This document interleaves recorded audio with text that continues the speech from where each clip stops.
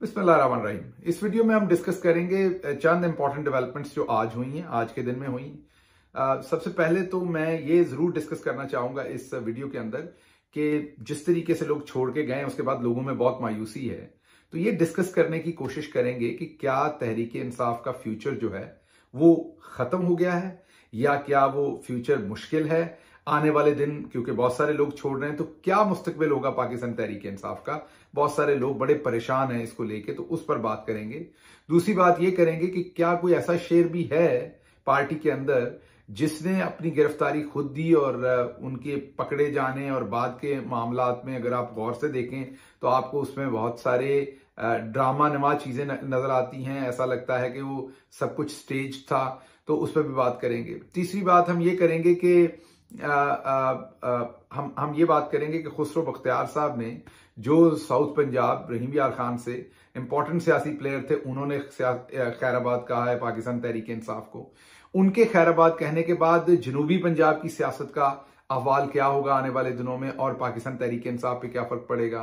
फैसलाबाद से हमारे एक एमएनए थे, उन्होंने खैराबाद कहा है। फरदौस आशिक अवान ने कहा है। इन तमाम लोगों के जाने से पाकिस्तान तहरीक इंसाफ की क्या सूरत बनती है। और आखिर पर हम ये जो आपको सबसे अहम बात है वो डिस्कस करेंगे कि जो लोग बाकी बच गए हैं, कप्तान ने उन्हें आज क्या पैगाम दिया। उनके लिए कप्तान ने खुद से लिख के हैंड रिटन एक उनके लिए एक पैगाम भेजा है, और वो क्या पैगाम है उसमें कप्तान ने बच जाने वाले जो पाकिस्तान तहरीक इंसाफ के अकाबरीन हैं उनको कप्तान ने क्या पैगाम दिया, ये सारी बातें डिस्कस करेंगे। तो शुरू करते हैं सबसे पहले कि क्या कोई ऐसे शेर भी थे जो खुद पकड़े गए। अगर आप कुछ लोगों के पकड़े जाने को थोड़ा सा बारीक बीनी से देखें तो आपको नजर आएगा कि जब वो पकड़े गए तो उनके ऊपर वो सख्ती नहीं थी, वो उस तरीके से गायब नहीं किए गए, उनकी फैमिलीज तक उनका एक्सेस था, वो अदालतों तक भी पहुंचे। दूसरों को तो अदालतों तक भी नहीं पहुंचने दिया जा रहा था। और फिर आपने ये भी देखा कि उनके हक में और उनके मुखालिफ फैसले भी हुए, उनको बाहर भी आने दिया गया। उसके साथ साथ आप कुछ अकाबरीन को देख सकते हैं कि वो दौराने हिरासत भी क्योंकि कुछ कुलीग रहे हुए हैं, थोड़ी शर्म होती है, हया होती है, उन लोगों के साथ काम किया हुआ है, दिल नहीं करता कि उनका नाम लिया जाए। डर तो कोई नहीं, वो पार्टी छोड़ चुके हैं तो आप नाम ले सकते हैं, लेकिन एक दोस्ती रही हुई है तो वो दिल नहीं करता कि आप नाम लें। एक शेर हमारे ऐसे भी थे जो पकड़े गए तो उनके ऊपर रियासत की मेहरबानियां शुरू हो गई, उनको उनके घर ही में बंद कर दिया गया, उनको कहा गया कि अब आप घर में ही रहें। और उसके अलावा वो जब घर में बंद थे, जेल में थे, तो वो ट्विटर भी यूज कर रहे थे, वो मैसेजेस भी कर रहे थे। और दूसरी तरफ बहुत सारे लोग ऐसे थे जिन्हें ना पानी मिल रहा था, ना जिनके ऊपर मुश्किलात थी, वो भी जेलों में थे। और इसी सारी रजीम के अंदर एक ऐसे दोस्त भी थे जो जरा थोड़ी आसानी में थे। फिर अचानक से वो अपनी गिरफ्तारी के अंदर ही प्रेस कॉन्फ्रेंस भी कर सकते हैं, अंदर से ही। मीन वो गिरफ्तार हैं लेकिन वो प्रेस कॉन्फ्रेंस भी कर रहे हैं और प्रेस कॉन्फ्रेंस लाइव भी जा रही है। फिर अचानक से उन्हें ख्याल आता है कि हो, ये तो बहुत आसानी हो गई, सबको नजर आ रहा है कि मेरे लिए तो बड़ी जिंदगी आसान कर दी गई है। वो फिर मुश्किल वाली जेल उनके लिए तैयार हो जाती है, फिर मुश्किल वाली जेल की तस्वीरें भी आना शुरू हो जाती हैं। फिर इवेंचुअली वो फैसला भी करते हैं कि दोबारा कि अब मैंने पार्टी छोड़ दी। तो नाम मैं नहीं लूंगा, इशारतन आप समझ गए होंगे। ऐसे बहुत सारे दोस्त थे, बल्कि एक दोस्त ऐसे भी थे, मैं इशारा कर देता हूं, कि जिन्होंने पार्टी छोड़ी। और जब मैं अभी पकड़ा नहीं गया था, मैं अगस्त पिछले की बात कर रहा हूं, वो दोस्त गए आला अकाबरीन जो एस्टेब्लिशमेंट थे उनके पास, और उनको जाके उन्होंने कहा कि हम तो खान साहब को मनाते हैं कि वो उस टाइम की एस्टेब्लिशमेंट के खिलाफ जो भी उन्होंने खुद एक मनगढ़ंत स्टोरी बनाई हुई थी कि वो कोई एक्शन ना लें, हम तो उन्हें राजी करते हैं। ये जो शहबाज गिल है, ये खान साहब को जो है ये बार बार पट्टी पढ़ाता है और काम खराब होता है। तो वो जो मेरे पर इतना गुस्सा था, वो जो बाहर से हमारे यहाँ जरा अमूमी तौर पर इतनी ज्यादा फैसला साजी जो है उस पर बहुत ज्यादा फोकस मुसद्दका इतला पर नहीं किया जाता, सुनी सुनाई बात लेकर ही आगे चला जाता है। आप देख लें हमारे बहुत सारे अकाबरीन, मसलन जावेद चौधरी साहब पूरी जिंदगी की सहाफत ही कर गए सुनी सुनाई के ऊपर। कोई उन्होंने ऐसी रिपोर्टिंग नहीं की, हमारे दोस्त हैं वो, लेकिन ऐसी कभी रिपोर्टिंग नहीं की जो कोई जैसे अर्श शरीफ करते थे कि कोई उन्होंने मुसद्दका रिपोर्टिंग की, बस इधर से सुनी उधर से सुनी, दो अपने पास से लगाई और आगे चला दिया। बदकिस्मती से हमारे बहुत इंपॉर्टेंट तरीन जो फैसले होते हैं वहां पर भी लोग ऐसे करते हैं। तो एक मोहतरम ऐसे थे जिन्होंने जाकर वहां पर क्योंकि उनकी दोस्ती बहुत थी अंदर सिस्टम के अंदर, तो उन्होंने सिस्टम के अंदर जाके कहा कि ये शहबाज गिल है जो असल फसाद की जड़ है और ये इमरान खान के साथ मिलकर आपको नुकसान पहुंचाएगा। और फिर उसके बाद आपने देखा कि जिस तरीके से मुझे पकड़ा गया और सब कुछ हुआ, और जब मैं पकड़ के बाहर निकला तो वो दोस्त जो है वो मगरमच्छ के, मुझे वो मिलने तो खैर कभी नहीं आए थे, लेकिन जब मैं बाहर आया तो मगरमच्छ के आंसू बहाते रहे और मुझे बताते रहे कि मैंने आपके लिए बड़ी काविश की है। खैर मुझे वो पता चल चुका था कि उन्होंने क्या मेहरबानी की। तो अगर अभी के सारे मामले में आप देखें तो दोबारा उनका किरदार जो है वो आपको बड़ा वाज़े नजर आ जाएगा। तो ऐसे लोग भी हैं, खान साहब को उनके बारे में बड़ी अच्छी तरह से इल्म है। ऐसे तमाम लोगों के बारे में खान साहब बहुत बारीक बीनी से इल्म रखते हैं, उनको पता है कौन कहां खड़ा है, किसने कितनी कुर्बानी दी है, किसने कितना बेवकूफ बनाने की कौम को कोशिश की है, किसने रियल में कुर्बानी दी है। वो एक बड़े लीडर हैं, उन्होंने 27 साल इस पार्टी को लीड किया है, वो सबको अंदर और बाहर से जानते हैं। अगली बात हम करते हैं, खुसरो बख्तियार साहब ने छोड़ा है एक बड़ा घराना। खुसरो बख्तियार की एक में बहुत सारे लोग उनके खिलाफ हैं, इस वीलॉग को सुनने के बाद भी आप खिलाफ होंगे, क्योंकि आपने उन्हें किसी मजारे में नहीं देखा, किसी आपने मूवमेंट में नहीं देखा, कहीं लाठी खाते नहीं देखा, कहीं आंसू गैस खाते नहीं देखा, नारे मारते नहीं देखा। लेकिन कम से कम मैं उनकी एक तारीफ करूंगा कि उसने मुनाफकत नहीं की। जब वो हुकूमत में थे उन्होंने तभी बता दिया था कि मैं ये जो एहतजाज की सियासत है ये मैं नहीं कर सकता, हम इलेक्टेबल वाली सियासत कर सकते हैं, एहतजाज वाली सियासत नहीं कर सकते। उन्होंने जब प्राइम मिनिस्टर इमरान खान, तो तभी भी उन्होंने कहा था कि मैं अगर ऐसा कोई मसला बनता है हमारी हुकूमत के साथ तो मैं एहतजाज की सियासत नहीं करूंगा। जैसे ही हमारी हुकूमत गिरी वो बता के खान साहब को मुल्क से बाहर चले गए।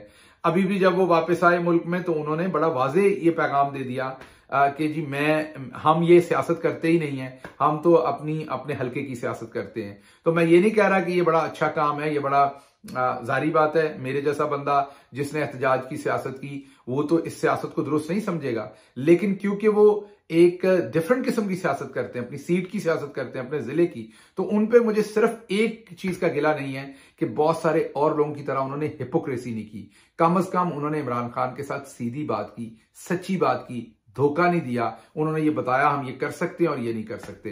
तो उनके जाने के बाद मैं ये देख पा रहा हूं कि हमेशा से साउथ पंजाब के अंदर कोशिश की जाती है कि सिस्टम जो है वो साउथ पंजाब को किसी जगह पर फेंकता है। सिस्टम कोशिश करता है कि साउथ पंजाब के फैसले करे। तो लग ये रहा है कि अब सिस्टम का दिल ये है, कि अब जहांगीर तरीन साहब के हवाले किया जाए साउथ पंजाब, और वहां से भेड़ बकरियों की तरह लोगों को भर भर के, दो चार ही वहां पर कदावर शख्सियात थी, वो कदावर शख्सियात जो एक उनमें से खुसरो बख्तियार थे वो भी छोड़ गए। तो अब इन सारे लोगों को, ये कदावर शख्सियात और इनके साथ भेड़ बकरियों को मिला के शायद तरीन साहब के हवाले किया जाए और वो इनके चौराहे बने। लेकिन मैं बताता हूं कि ये कामयाबी होगी कि नहीं वो और बात है, लेकिन इसके साथ साथ हमें ये भी देखना होगा कि बुज़दार साहब अभी तक डटे हुए हैं। हाँ, ये बात दुरुस्त है कि वो हमें कहीं बहुत आगे आगे नजर नहीं आते किसी मजारे में, किसी जगह पर, ये बात अपनी जगह दुरुस्त है, लेकिन ये बात भी दुरुस्त है कि उन्होंने पार्टी को अभी तक खैराबाद नहीं कहा और वो अभी तक पार्टी के साथ खड़े हुए हैं। तो अब बात करते हैं कि क्या इससे कोई जहांगीर तरीन साहब को दे देंगे पार्टी साउथ पंजाब में तो क्या फायदा होगा? मेरे ख्याल में बिल्कुल फायदा नहीं होगा। राजनपुर का जो इलेक्शन था वो मैं जाती तौर पर नहीं समझ सकता था कि राजनपुर के इलेक्शन में हम इस तरह की लीड से उस वक्त जीतेंगे जब तमाम रियासत हमारे खिलाफ हो, जब तमाम इदारे हमारे खिलाफ हों, जब तमाम इलेक्शन कमीशन, लोकल अदलिया, पुलिस, सब कुछ हमारे खिलाफ है और ऊपर पीडीएम की हुकूमत बैठी हुई है। उसके बावजूद राजनपुर की लैंडस्लाइड विक्ट्री और वहां पर खवातीन ने जिस तादाद में वोट दिया, और ये सब कुछ हमारे ऊपर बहुत सारा जुल्म होने से, कुछ जुल्म हो चुका था तब, बहुत सारा जुल्म होने से पहले हुआ था राजनपुर का जिमनी इलेक्शन।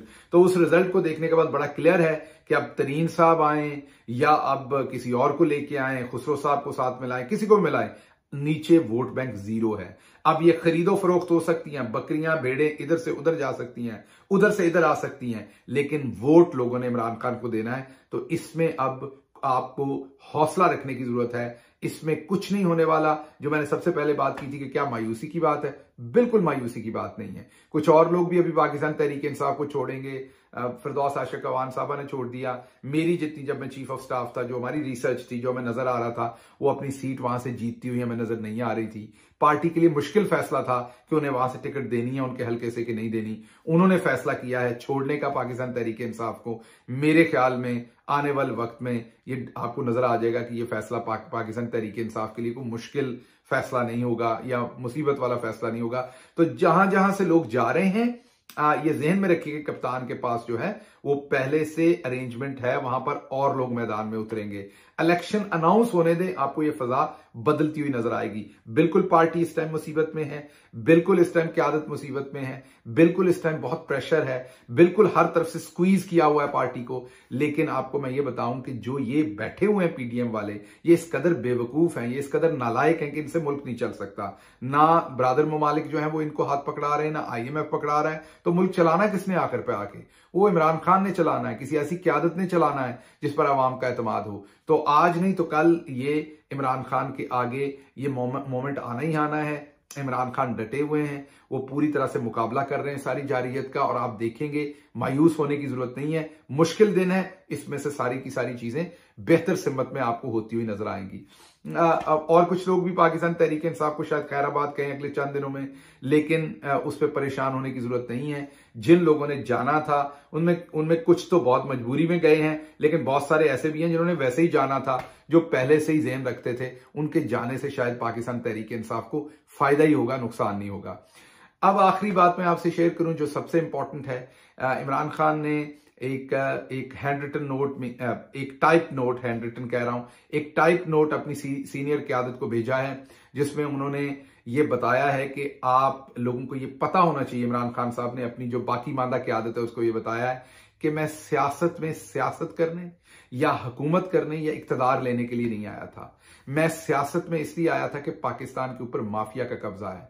मैं सियासत में इसलिए आया था कि जो आज हमारी पार्टी के साथ और लीडरान के साथ और हमारे सारे लोगों के साथ पिछले 1 साल से जुल्म हो रहा है, वो आम आदमी, गरीब, ये खान साहब के अल्फाज थे, वो आम आदमी और गरीब आदमी के साथ तकरीबन रोज अदालतों में, कचहरियों में, जेलों के अंदर वो सलूक हो रहा है। हमारे साथ ये सलूक इसलिए हो रहा है कि हमने आम आदमी की बात की, हमने स्टेटस को हेड ऑन लिया, हमने तब्दीली लाने की बात की, हमने माफिया को हेड ऑन लिया। तो उन्होंने कहा इसलिए सारी जो दोजख है वो तोड़ दी गई हमारे ऊपर गिरा दी गई सारी दोजख, कि इनको ऐसा सबक सिखाना है कि दोबारा ऐसी हिम्मत ना करें। तो उन्होंने कहा क्योंकि मैं किसी सौदेबाजी के लिए सियासत में नहीं आया था, आप में से कोई भी नहीं होगा तो मैं तब भी लड़ूंगा। ये उन्होंने अपनी क़यादत को ये फैसला, ये अपना पैगाम दिया कि आप में से कोई भी नहीं होगा तो मैं तब भी लड़ूंगा और मैं आखिरी गेंद तक लड़ूंगा अपने लोगों के लिए।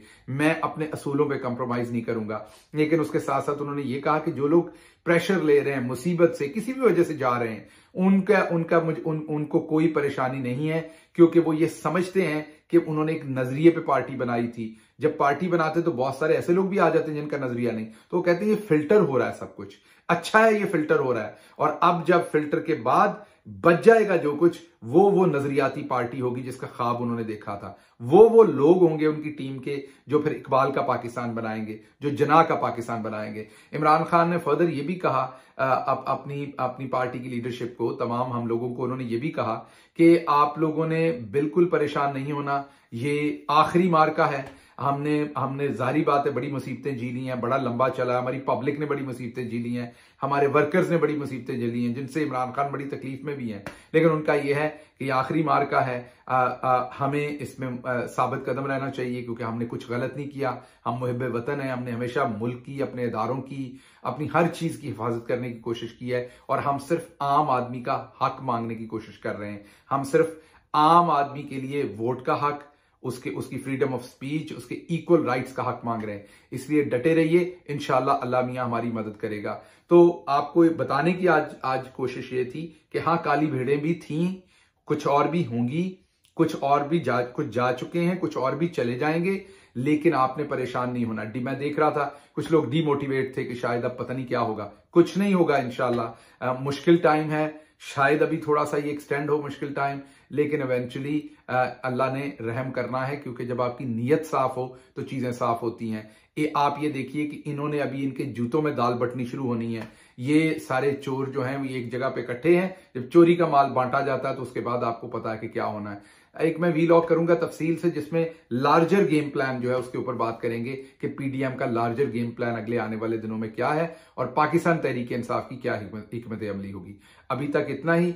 अपने दोस्तों का, इर्द गिर्द के तमाम लोगों का, स्पेशली अपने बुजुर्गों का, अपनी माओं का, अपने इर्द गिर्द रहने वाली खवातीन का खुसूसी एहतराम और ख्याल रखिए। अल्लाह आप सबका हामी और नासिर हो। पाकिस्तान जिंदाबाद, इमरान खान जिंदाबाद। और आप सब, मेरी दुआ है कि हिफाजत से रहें, खुश रहें।